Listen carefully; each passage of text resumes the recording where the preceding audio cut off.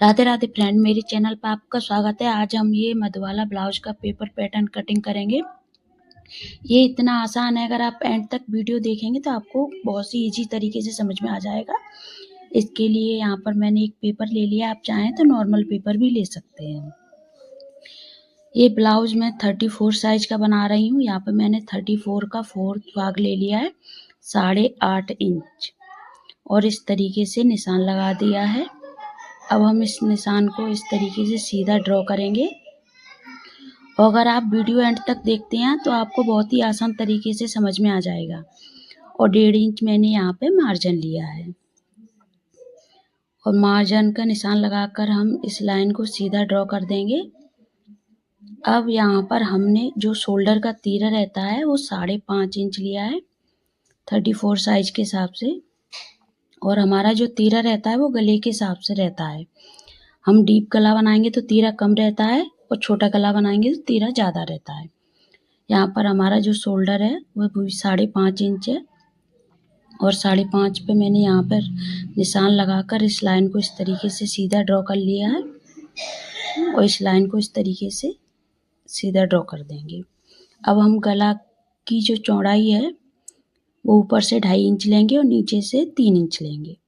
यहाँ पर मैंने निशान लगा दिया है, और गले की जो लंबाई है वो मैं यहाँ पर 6 इंच ले रही हूँ, और इस तरीके से इस लाइन को सीधा मिला देंगे। यहाँ से भी इसको इस तरीके से सीधा ड्रॉ कर देंगे। अब इसके बाद मैं यहाँ पर 2 इंच पर एक निशान लगाऊंगी, 1.25 इंच पर इस तरीके से, जो कि हमारा स्वीट आर्ट नेक बनाने के लिए इस तरीके से ड्रॉ करेंगे इसको। वैसे तो इसमें ज़्यादातर यही वाला गला बनाते हैं, आप चाहें तो इसमें डोरी वाला भी पैटर्न बनता है, वो भी बना सकते हैं, और थोड़ा डिजाइन चेंज भी कर सकते हैं। वैसे ज़्यादातर इसमें यही वाला पैटर्न बनता है। इसके बाद हम इसका एपेक्स पॉइंट पर निशान लेंगे। एपेक्स पॉइंट है वो 9.5 इंच है, और टोटल लेंथ इसकी 13.5 इंच है। ब्लाउज बनने के बाद 13.5 इंच का बनकर रेडी होगा, और एपेक्स पॉइंट है वो 9.5 पर है। यहाँ पर मैंने एपेक्स पॉइंट का निशान लगा दिया है, और एपेक्स पॉइंट का जो गैप है वो 3.5 इंच है। यहाँ पर ये निशान बहुत ज़रूरी है, क्योंकि इसी के मेजरमेंट के हिसाब से हम पैटर्न को कट करेंगे। अब इस तरीके से यहाँ पे हम सीधी लाइन ड्रॉ करेंगे, और जो हमारा एपेक्स पॉइंट है उस लाइन को भी हम इस तरीके से, पहले हम एपेक्स पॉइंट को बाद में करेंगे, इसके पहले हम तीरे के निशान लगाएंगे। यहाँ पर मैंने 2.5 इंच का लिया है, और पीछे की तरफ 2 इंच का लिया है, और इसको हम इस तरीके से तिरछा निशान लगा देंगे। तिरछा निशान लगाने के बाद आगे की तरफ इस तरीके से हल्का सा राउंड शेप देंगे तीरे के लिए। अब राउंड शेप देने के बाद अब हम क्या करेंगे, हमारा जो एपेक्स पॉइंट का निशान है उसको हम इस तरीके से नीचे की तरफ सीधी लाइन ड्रॉ करेंगे, और यहाँ पर मैंने 1 इंच में हल्का सा कम एक निशान लगाया है, इधर भी। अब इस निशान को हम सीधा कर देंगे इस तरीके से। यहाँ पर मैंने इसको सीधा कर दिया है, और यहाँ पर ऊपर की तरफ इसको इस तरीके से तिरछी लाइन ड्रॉ करेंगे। तिरछी लाइन ड्रॉ करने के बाद यहाँ पर ये हमारा 3.5 इंच है, और सेम इसी तरीके से हमको पीछे की तरफ भी 3.5 इंच रखना है। और 3.5 इंच रखने के बाद हम यहाँ पर निशान लगाएंगे। इसी निशान से हमारा मधुबाला ब्लाउज का जो पैटर्न है वो बनकर रेडी तैयार होगा। इसको हम पहले सीधी लाइन नीचे की तरफ ड्रॉ करेंगे, और ऊपर की तरफ हम इसको हल्का सा राउंड शेप देते हुए गले का जो कॉर्नर है वहाँ पे हम इसको मिला देंगे। यहाँ पे इस तरीके से इसको हल्का सा राउंड शेप देना है, और इस तरीके से इसको मिला देना है,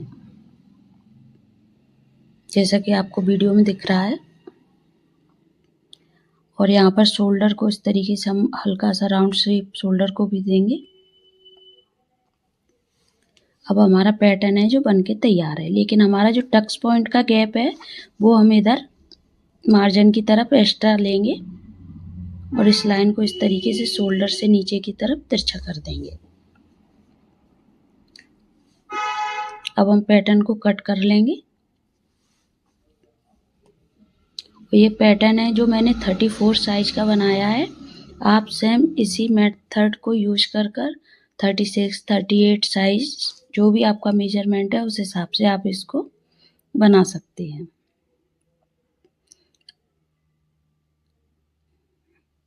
ये देखने में जितना कठिन लगता है लेकिन बनाने में उतना ही आसान है। यहाँ पे मैं इसको इस तरीके से इसको कटिंग कर दूंगी।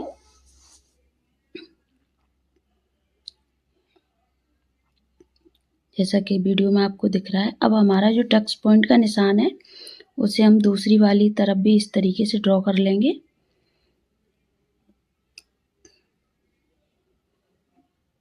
और टक्स को हम इस तरीके से यहाँ पे माइनस कर देंगे, मतलब अंदर की तरफ दबा देंगे।